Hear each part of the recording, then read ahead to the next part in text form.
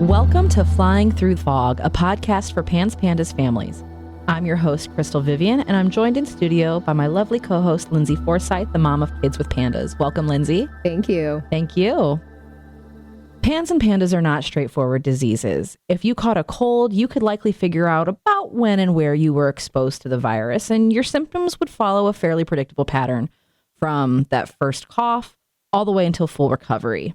But as we all know, PANS and pandas, they're not like that at all. It can be difficult to figure out the exact moment symptoms started, and especially what triggered them in the first place and what triggers them going on. And every family's journey is different. We believe that one of the best ways to help other families flying through the fog is to shine a light on individual journeys and share their family experiences. Today, we're joined by Tricia, a mom of 3 kids, including 2 with pandas, to share her story. Welcome, Tricia. Hi, thanks for having me. Thanks for joining us. I'd like to begin with, let's talk about your 2 kiddos with pandas. Can you tell us about the symptoms that they experienced and your path to getting a diagnosis for them? Yeah, so my son is the oldest, and he was about 5 years old whenever he presented with tics, both motor and vocal tics, mostly facial tics is what we noticed at first. He was it came on suddenly. He got really anxious, started having some paranoia of different things, specifically like outlets. He was really worried about the outlets around his house.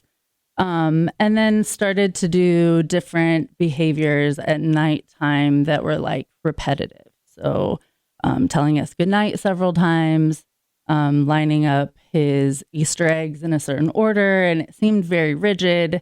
And it came all of a sudden, we thought that it was anxiety for school. He was about to start school. And so that's like the beginning of what we noticed. It was going to be another 5 years until we actually, until he actually got a diagnosis. Wow. So it took a very long time. But in the course, like between that point and getting the diagnosis, we tried several different things. And so he originally had gone to, we had a team come out and do a full evaluation. We thought maybe he was possibly on the spectrum, and had ADHD. We assumed that there was some ADHD there as well. So we had a team from Riley come and do an evaluation of him. Ultimately, they said that he did have ADHD. They said that his did not qualify for autism because he had high like intonation of voice, and he had a sense of humor. Those were like the 2 things that kind of ruled him out.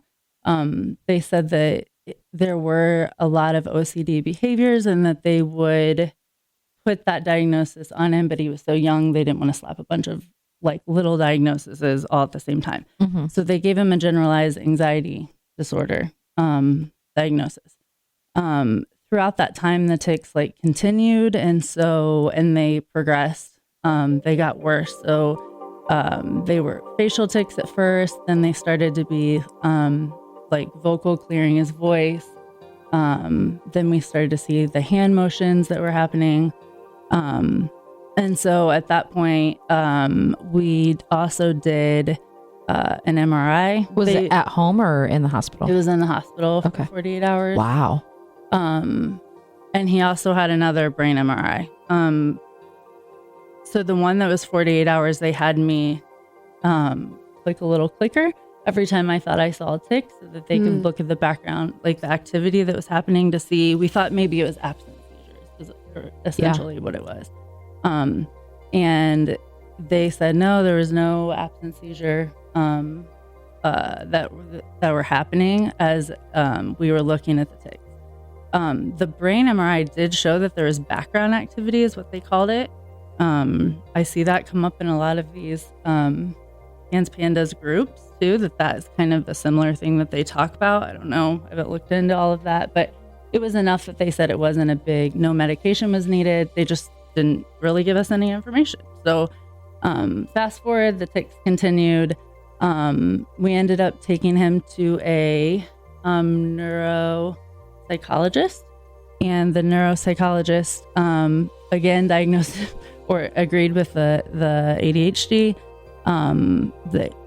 diagnosis, and they said that he was officially diagnosed with Tourette's because he had a year of motor and vocal tics. So they put us. Was that the only qualification, was that he had a year of tics? You had to have a year of, and it had to be both. So it had to be a full year of tics, and it had to be both motor and vocal. Okay. Which he'd had. See how those diagnoses can get convoluted. Yes. When you have somebody who's been dealing with a PANDAS diagnosis undiagnosed, but has gone on for some time. Yeah. Yeah, 100%. And so he ended up putting us, or suggesting a CBIT therapist, Angela, who at that point had a wait list of like a year and a half. So we put our names on the wait list, and then luckily it was about 9 months. We didn't have to wait the full time. About 9 months. And then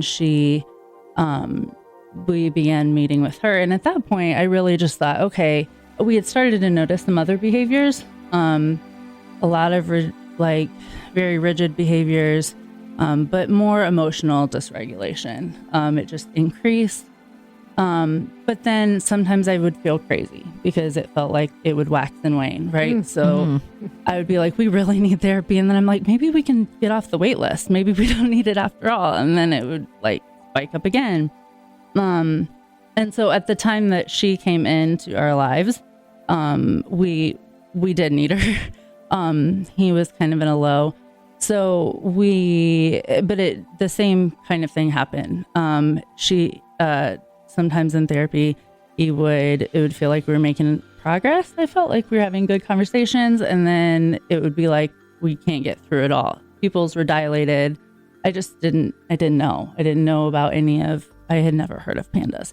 And so while this was happening, to introduce my daughter's situation, while this was happening, somewhere between my son's Tourette's diagnosis and meeting with the therapist.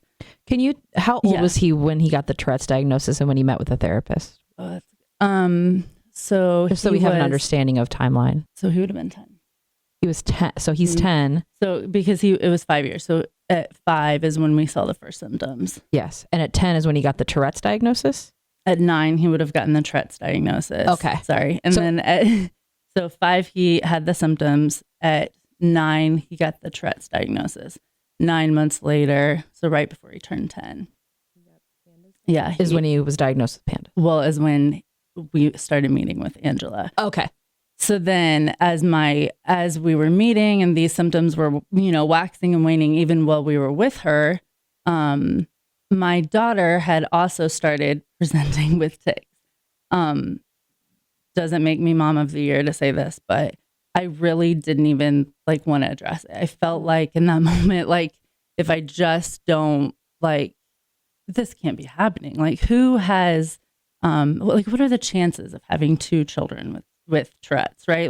I just didn't feel like I felt like I had to be missing something. And so I thought maybe she was just mimicking her brother. There was a point within those months where she literally looked at me and said, "Mommy, can you go take me to the doctor and figure out why I keep making these laughing sounds and I don't want to?" And I was like, wow. She was so with it, to be able to explain some of that. My husband had also noticed, but we didn't even talk about it together because we felt like let's just knock out one thing at a time, right? Let's take care of this and then And I'm see happy where you we're at. said that because I feel like our listeners need to hear that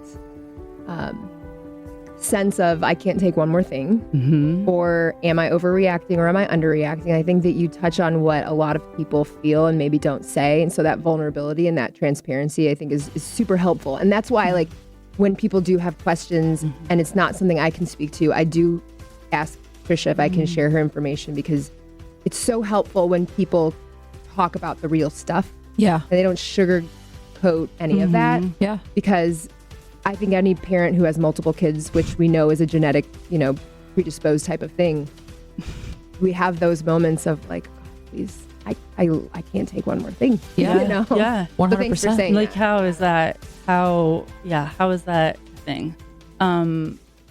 So she started, so eventually it kind of all came to a head. So it would have been July of 2023. It was a very rough summer, very, very rough summer. All the emotional dysregulation was coming to a head. My daughter had started to have accidents multiple times a day. I mean, she at that point would have been in first grade. And I mean, she potty trained herself basically at 2, right? Right. So socially, that was a huge effect. Was not sleeping through the night at all. So all of these things were happening, and we're looking at it. And I remember sitting down with Angela in the middle of July and saying, like just breaking down and saying, okay, I'm just going to tell you about my daughter. This is what's happening with her too. Clearly, it's not my son's issue. This has to be me and my husband. Like, it has to be something that we're doing wrong, because I can't, like, it's not just one of my kids anymore. And she was so good and so kind and was just like, have you ever heard of PANDAS?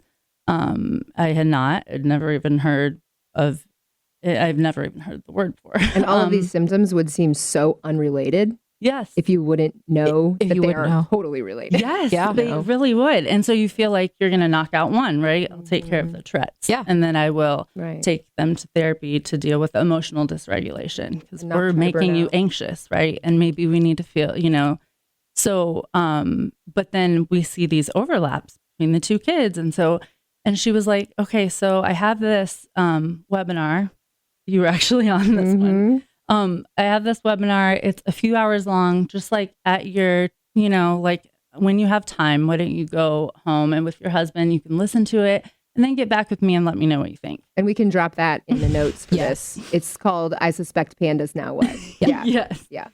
I went home. My husband and I we right away, I think on the way home, actually, we started, and I couldn't stop listening. And I was like, they check every single box. And it was just, it was mind blowing to me that was out there and that nobody had ever brought it up. And we had been to countless, I mentioned the MRIs, but we had been to pediatricians. We had been to, I had searched the internet for random things, right? But I just couldn't find any, I didn't have anybody that just came straight out and showed that how all of the symptoms were overlapping. So that was the point that we met with Dr. Kovacevic. She said, if this is something, you think that could be a possibility, then why don't you meet with him for a consultation? And so we did. And that was the beginning. We did the blood work. And I don't know. He asked questions about medical history and like their birth history and their, general symptoms of other things that he would connect clinically for a diagnosis that as moms we wouldn't know to bring up. Right. 100%. Yeah. Did it feel like you were getting like 30 million questions thrown at you? So many questions. And it's also like you have mom brain. And so you're trying to like piece it all together and go back and see which factors would be relevant. And it was just nice, to be honest, to just have somebody. I didn't have to like think about what's relevant. He just kind of like pulled out all this stuff. Yeah.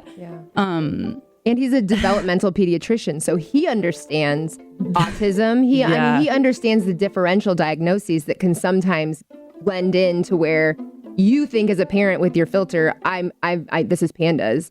And there are times that he says, well, actually, the danger is looking at it just through the PANDAS filter. Like sometimes you have to have somebody that can rule out other things that could be contributing. So he's fantastic as a diagnostician. Yeah. No, he was very, he brought in their birth stories. He asked a lot of questions about that. Both of them were preemies, growth restricted preemies, and so, there's always a lot of like, guilt, like, did I do this to them? Or did I, is Tourette's because, or Tourette's or whatever it was, whatever diagnosis. Is it because they, were born early? Is it because my placenta didn't work? Is it because, but he was just very reassuring about, again, the genetic component. He asked a lot about, parents, their grandparents. And so, at that, looking History back of autoimmunity in the family, things like that. was a big, both of my husband and myself, we both have parents with autoimmune issues. And so it just makes sense, right? So we thought at that point, okay, this is going to be like, okay, we're going to jump in, we're going to, follow this protocol and then check this off the list. Right. So yeah, let's talk about that. So from diagnosis, then did you immediately then go to treatment? And what did that look like? We tried to go really fast. So that was in October. Relative to other families that we've worked with, they did not waste a second of time. It was like, at that point, your world is like imploding. And these, like, I was looking at my kids' faces and I'm like, you are not the same person, right? And then they would come back to, it almost felt like Alzheimer's, right? Where it's like you would lose them for a little while and then you would miss them and then they would come back. And then you're like, my babies are back. I knew that you didn't change altogether. And then you would kind of lose them again. And so it just felt like the time that we had them back was shortening, and time is of essence. It's their childhood. And so Dr. K had suggested that we remove tonsils and adenoids. Their past strep numbers were crazy off the chart. And so we via blood work, blood work, yeah. And so we did antibiotics, and then we did and then we went to tonsils and adenoids. So at that point, we thought that we were going to really eradicate. Yes, but kind of work the system for us. Like, we were going to wait till January 1st to get tonsils and adenoids out, right? Yeah. Because, for 2 kids, it's a lot of money. Yes. Right? All this stuff is a lot of money. So we were like, we're going to do this. We waited. At the beginning of the year, get that deductible. Hit the deductible. Yeah. And then, they had lived with PANDAS for long enough. We knew that they were most likely going to move towards IVIG, right? Can I interrupt one question? Yeah. For parents who are on the fence for tonsils and adenoids, we see a lot of them on the parent groups. What has your experience been? Would you tell a parent to do it or not to do it? Why or why not? Because I think that's an important thing to let parents hear. Yeah. I did go back and forth. I think seeing the numbers in their blood work was, for me, a no-brainer, in the sense that they had so many past infections that I had no idea. My son, both my son and my daughter never, ever had a single typical strep symptom, ever. They never had a sore throat. They didn't have any white patches, all the stuff that you would typically see. Yeah. Which is standard for a lot of PANDAS kids to have no symptoms. And that's where you would, typically a doctor will test you once you go in and you say, I have a sore throat, right? And so they never, ever had that. I don't even know that, so, and my daughter she'd been throwing up. She had some other stomach issues. I thought, maybe she had a peanut allergy. So I thought that maybe it was I don't know, some type of allergy we were working with or something. But nobody's just going to naturally culture for strep whenever you have a stomach ache. Right. So, anyway, so, after that, to go back to your question about tonsils and adenoids, after we have not had, I think my son has had strep twice. We actually found out that he was not taking his antibiotics. Oh, another whole long story, but I guess that's a thing. Hide medicine. I didn't know that was a thing, but we went through that phase for a second. And so I attribute it to that, because after we got back on track, he has not had any infection since then. And you know that because as a parent of a PANDAS kid. She has not had any since then. Okay. He had, but we caught it fast because we now take him in when his behavior felt off. Right. We were able to take him in. When we do the rapid test, he almost always will come back negative, and then the cultures then help be positive. I would say his teacher actually caught it once for us because she worked so closely with us, like behaviors. So she would be the one to tell us, like, he seems a little off, and it confirmed, like, for us, okay, we thought so too at home, but you don't want to run him in every single time that's happening, and so that was helpful. But so important delineation to make. Yeah, people like Tricia and I, we bring our kids to get strep tests when they seem to have neuropsychiatric flares, not when their throat hurts. Or when they've been exposed to people, when I know that there's a known case, but it looks different now that we know what to expect and we know the new normal. We bring our kids in when their behavior seems like they're flaring. So just for parents. Yeah, no, that was a big shift, I think, but has made a big difference because I think we caught it. We would have never, ever checked him for that before. So we did the tonsils and adenoids in January, the very first date that they had. And we were like, we're going to knock this out. We're going to wait 4 weeks. And then, meanwhile, we were meeting with Dr. K. He did suggest IVIG after symptoms did actually improve a little bit for my son specifically. After tonsils and adenoids came out? And I was like, maybe, he might not have to move forward with any other treatment. But it just it wasn't baseline. And so Dr. K did suggest IVIG. But we had to go through insurance to get it approved, right? And that literally took from the beginning of February until their first treatment was in August. So we had to wait another half year. And you had to go all the way to external appeal. And every single step of the way, it was awful. So there was pushback, and we were really a good case, to be honest, because we had 2 kids, same diagnosis, very similar symptoms, and there would be times that they would come back with different reasons why one kid was not approved than the other kid, right? And then you would respond to the appeal, and then it made you feel crazy, like it felt like, what am I missing here? But I think there was a couple months period where I was on the phone almost every day with somebody. And it was finally the external appeal where they were like, this is like a no-brainer. You finally get somebody to see it on the outside of the company. And it felt like, okay, I'm not crazy. Yeah. I mean, thank God for you though, Lindsay, because I felt like it really did help to have somebody who had gone through something like that before, because you would feel crazy if I had nobody else to, like, if I thought that was normal. And not to minimize either of our journeys, but we were at least at a place where our kids had somewhat stabilized by then. Yeah. There have been plenty of people that we've worked with that, like, they're trying to keep their kid from going under the water while fighting insurance for 6 months. Like, right. I can't imagine either. I mean, I think that's what gives Boris, we had Boris Bakari come and do an interview, and with Claimable, that's what gives him the fire. Yeah. Is just seeing these parents trying to survive this alone is hard, let alone trying to convince a different person every time at the insurance company that you need, because you'll never talk to the same person twice. Never.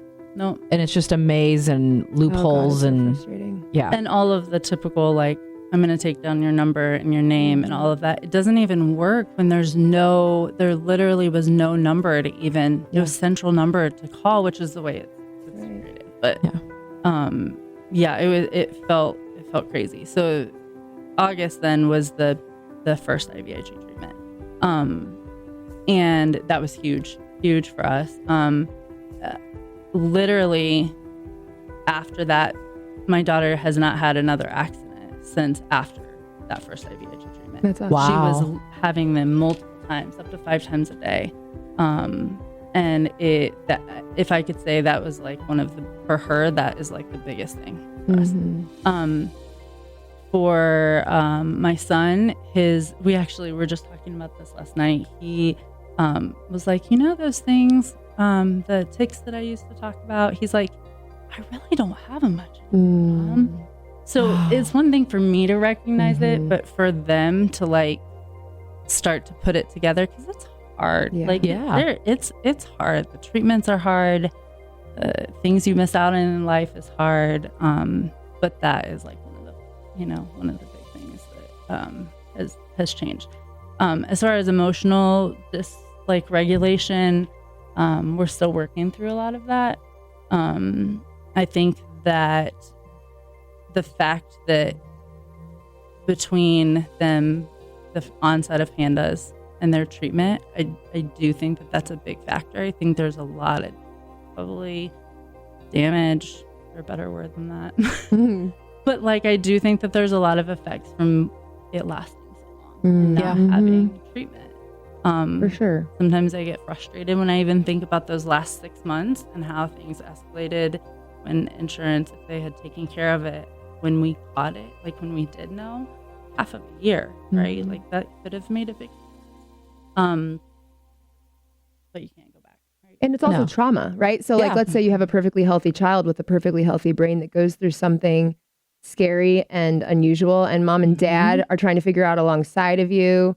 I think it's trauma for everybody, but there's some healing that needs to be done just for the standard child too. Yeah, no, 100%. I like that you brought that up. Yeah, absolutely.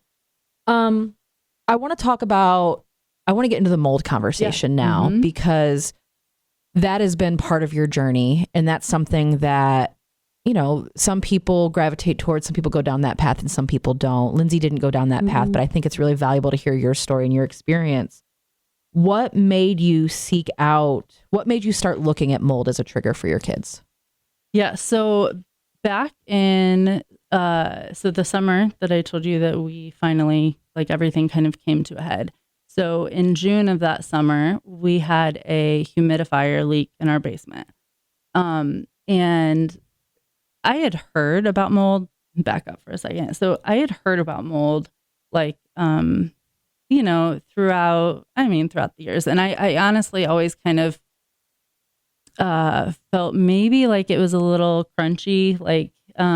It's just, these moms who maybe are a little overprotective and, but it doesn't, there's mold everywhere is what I would think. There's no way to ever be away from mold. So why try to control something we can't? So that's kind of my lenses going into it. So in June of 2023, we had a humidifier leak in our basement. We came across it, and it was in the middle of the basement, so it kind of went throughout the whole thing. So we had to remediate and rip everything out. Well, we didn't know much. We just kind of trusted insurance at that time, because you don't know what you don't know. And so we trusted their company. We didn't really look into it much. They sent a company out to mitigate the whole leak. And so when they did that, they had their equipment in our basement for 5 weeks, drying out our basement. 5 weeks. Now, knowing what I know now, it's 24 to 48 hours is how long it takes for mold to grow, right? Yep. So we didn't even get someone in our basement until about 5 days after we had reported it. So at that point, it's already there, right? Yeah. But then you wait another 5 weeks, and I just think it was it was like a perfect storm. So we went through the typical, I was more frustrated I didn't have my basement back, not necessarily that mold was growing in my house. So we went through the whole remediation. Throughout the time, in hindsight, I can see that there were so many mistakes that were made as far as cross-contamination, as far as the spores that were spread around had to be crazy.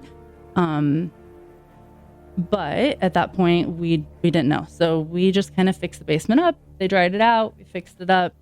About November-ish of that year, we were in the basement kind of doing some things. And I'm like, my eyes really burn. I don't know. My husband's like, hey, I don't know. I feel fine. The kids are down there playing. And I'm always a little sensitive. So I thought maybe it's just me. Thank goodness. Yeah, let's hire someone to just come out and do some tests.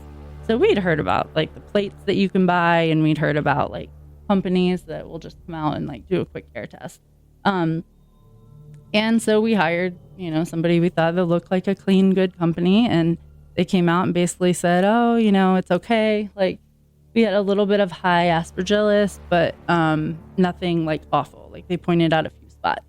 And the what most people say is like, if you have like just spray bleach on it, that's like a typical thing people think to just get rid of the mold. You spray bleach. Yeah, but mold eats bleach. It eats bleach. And then you're breaking up the spores and spreading all the chemicals all over. So even if it's dead, it can still be poisonous, right? It's still releasing these chemicals that affect my kids' brains. So this was all happening. And keep in mind, I've been very guilty of seeing anything in my basement and you just spray it, right?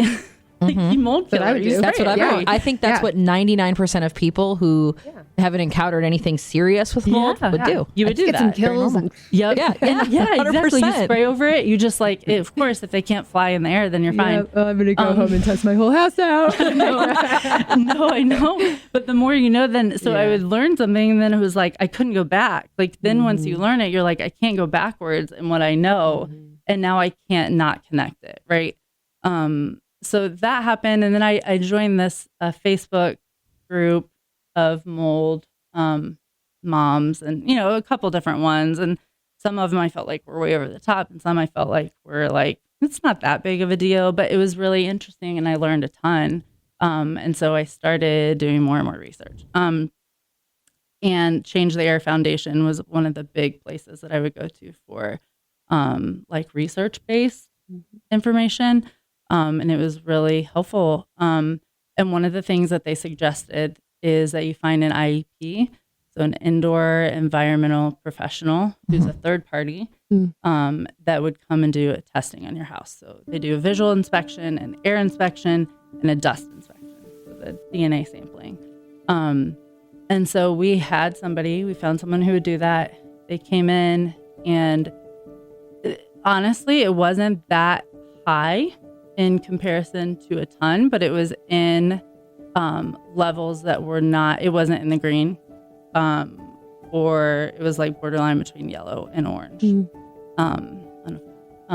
And can I just, so I feel like, correct me if I'm wrong, I'm just trying to pull my side of the conversations together with what you're experiencing at this time too. You were talking to me about, okay, like my proverbial peel back the onion that I'm constantly saying. I got out of crisis mode.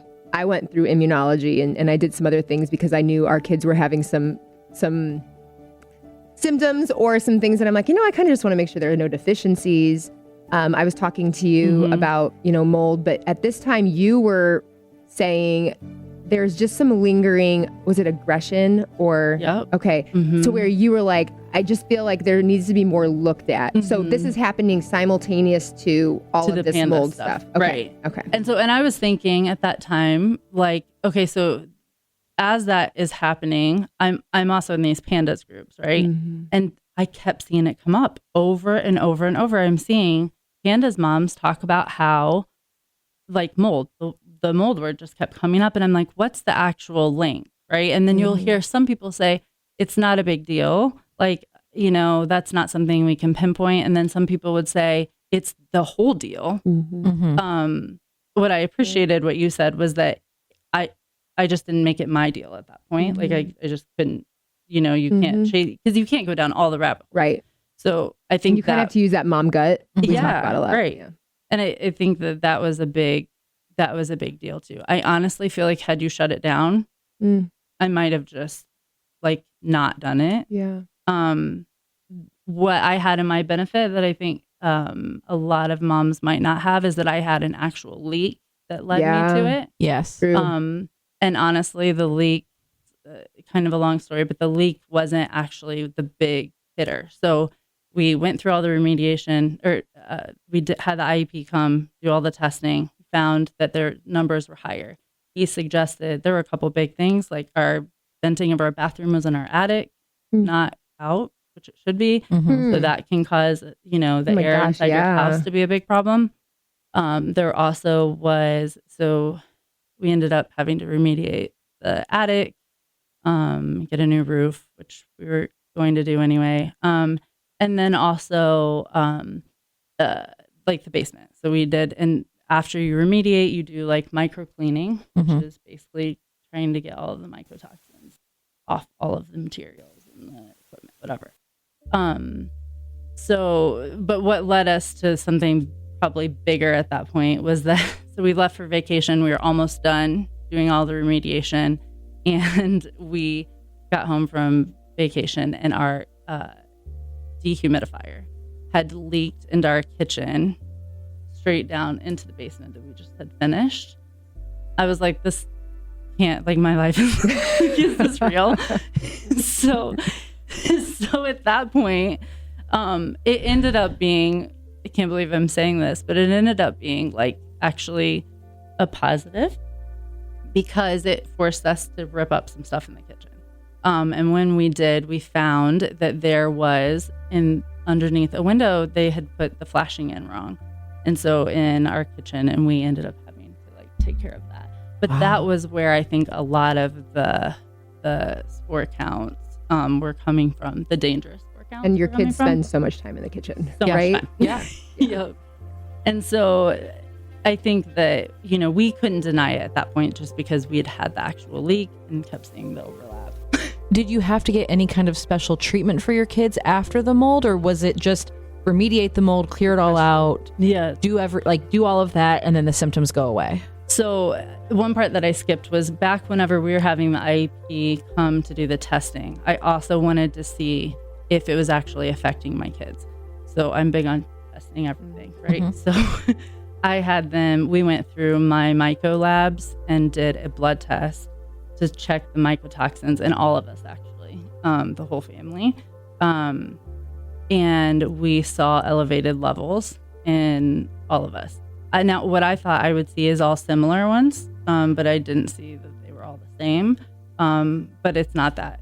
What I'm learning is it's not that clear cut. Yeah. Well, it's not like, some might be more sensitive to the mold than others. Yes. Yeah. And you're talking like where you spend time, because all of the past, like the load that you have in your body doesn't necessarily come just from your bedroom, for example. It could come from school, building, or from wherever you spend a lot of time. Yeah, I would say all the places where you go in a day. Yeah. And none of us are in the same places for all the thing. Right. So then they recommended, so fast forward after IVIG and after we remediated everything, we did, tons of supplements, but we also did itraconazole is the big one that they say for detoxing, or for getting it out of the antifungal, get out of your body. And is that something that's by prescription? By prescription, yeah. Okay. Yep. So we did that. Did you use any sort of like a binder?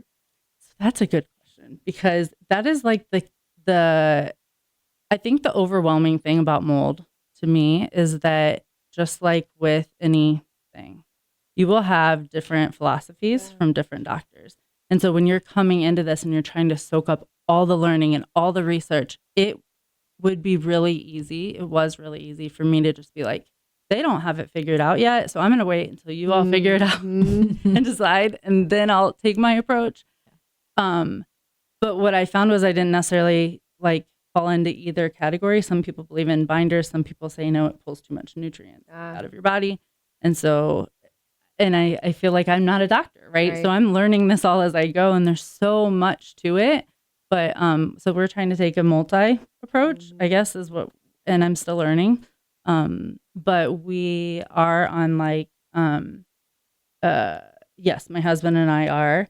And for my kids, it's, I'm going to mess up, chlorella. Okay. I think is the name. But I didn't even know there were multiple approaches to this mold protocol either. Yeah. So you're basically trying not to be shooting from the hip as a PANDAS parent. And then you go to the mold department, and now you're also shooting from the hip as a mold specialist. Yeah.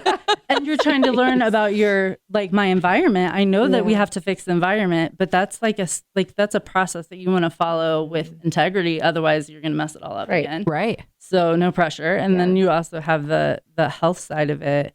And so honestly, I feel like we just kind of emerged from the remediation phase. It feels like it was forever ago, but everything takes so long to get everybody to do their jobs and to get everybody to like on a schedule. And so I feel like we're now in the like, we got to remediate. I mean, our bodies. I'm not trying to put you on the spot and put you on blast, but I know a lot of people are super worried about expense when it comes to mold remediation. Is that a valid worry? It's a valid worry. Okay. So I go back and forth, right? Sometimes I would feel like, well, we're literally going to have nothing left for our kids. But then I'm like, if you don't have your health, you have nothing. Right. And I felt like we can fight insurance all day, but if we're not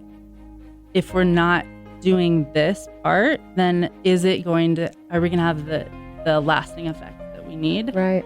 Gosh, I don't know if we made the right choice. Parent, right? It is. Yeah.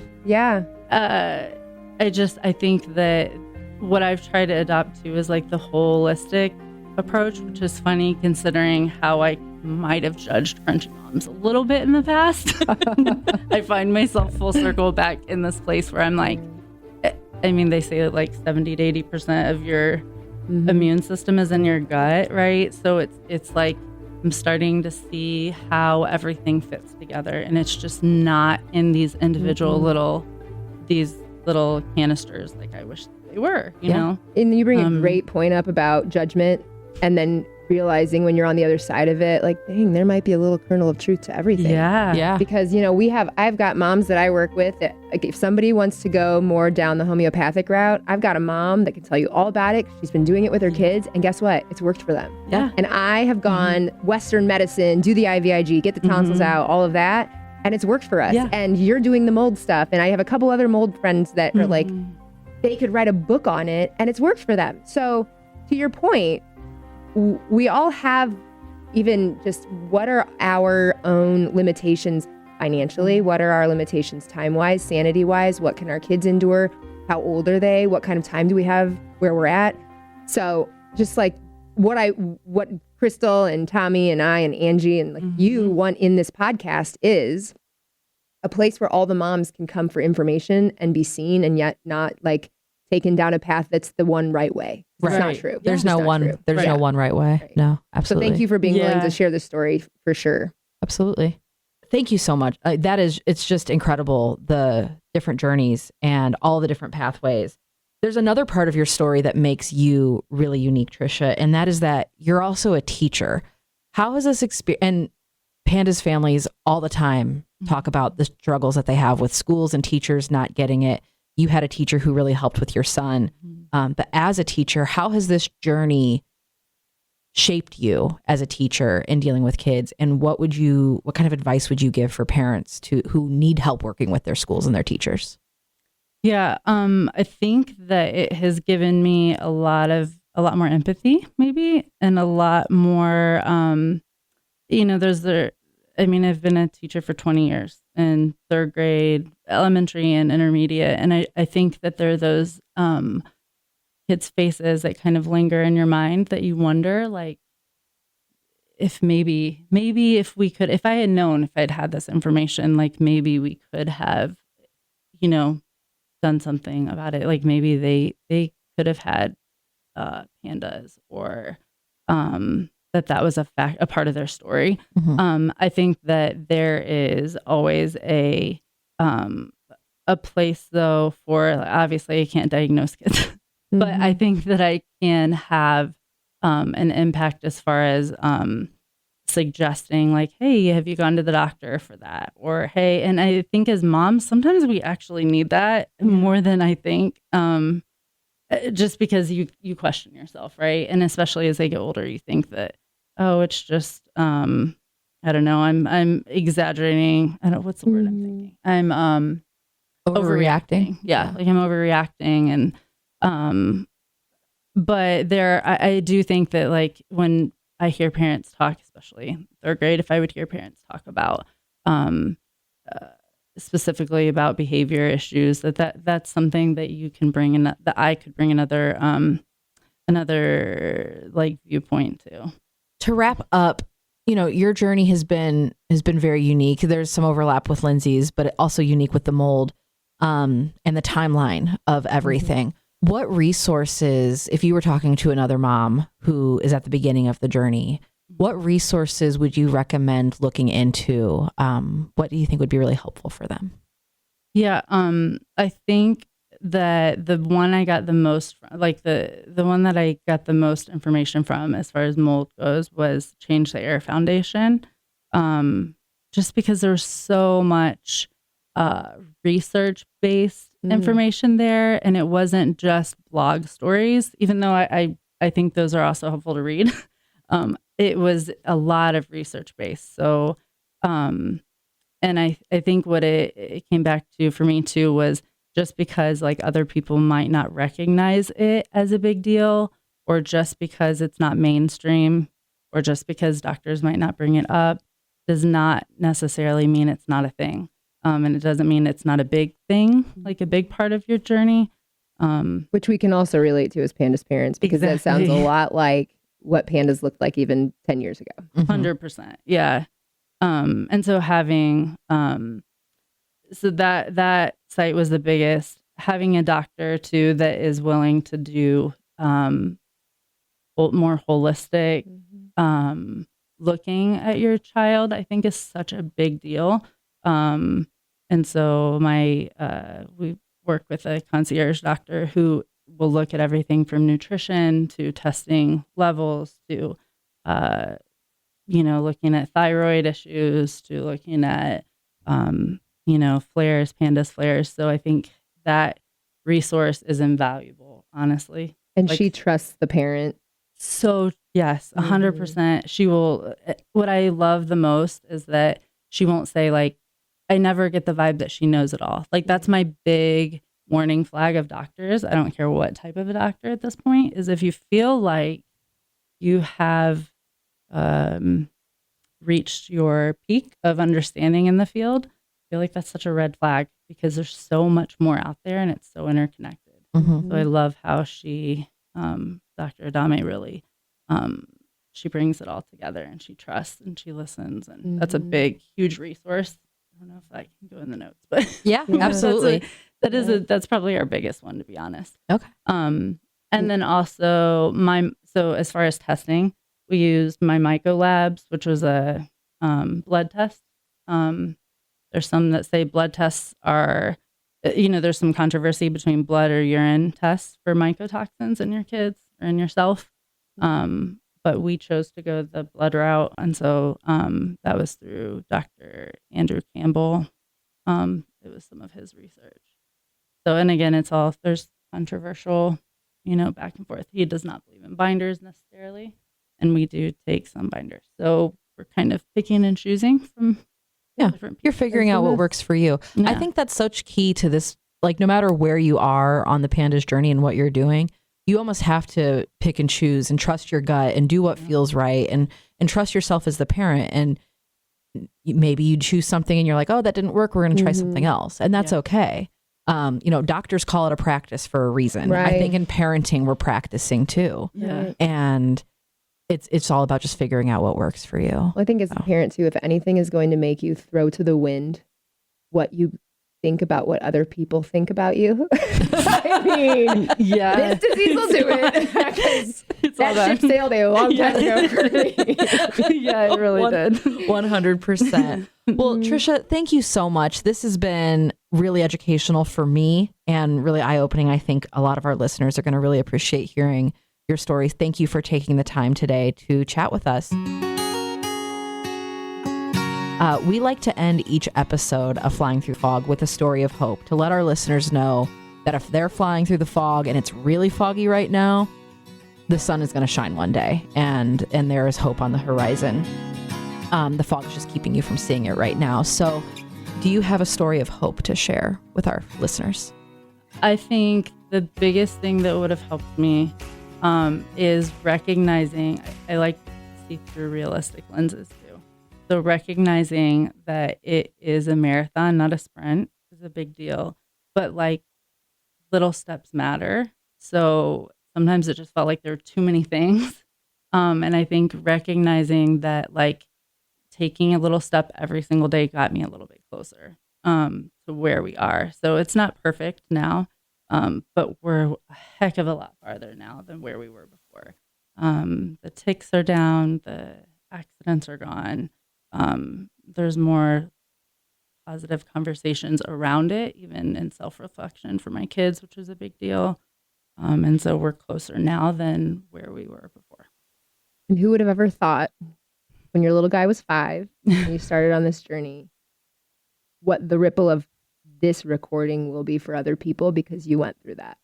Like, I hope that you understand how important you sharing your journey, and not just on this podcast, but Tricia, I've told parents who need to learn more about different facets than I've gone down to talk to Tricia.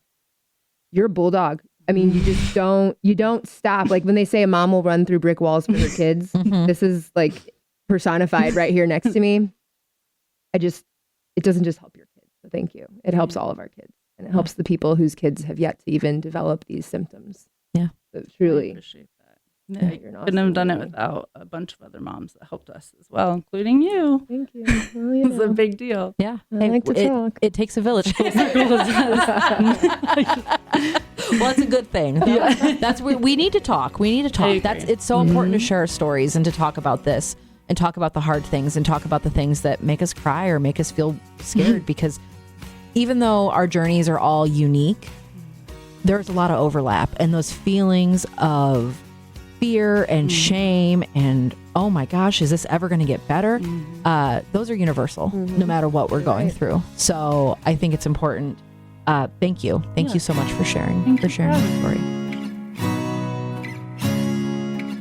Listeners, we're looking for more stories of hope to share at the end of each episode. It could be a fun anecdote, a short story about something your family experienced that you did pre-diagnosis. You can record a voice memo that's 60 seconds or shorter, or write out your story for us to read and email it to pandas@federatedmedia.com. We may choose it and read it on a future episode. Thank you, Tricia, again for joining us today. As always, thank you, Lindsay, for joining us today, and everything that you do, just always. And thank you to our listeners for spending your time with us today. If you found this episode valuable, please leave us a rating and a review on your favorite podcast app. It's the best way to help other families get access to this information. Well, second best, because the number one is you could share this podcast directly with somebody if you think that it would be helpful for them, family members, friends, anybody. Flying Through the Fog is edited and produced by the incomparable Tommy Lee. Special thank you to Legacy Heating and Air for your support of Pandas Michiana and this podcast. I'm Crystal Vivian. We'll be back with more interviews and conversations on the next episode of Flying Through the Fog.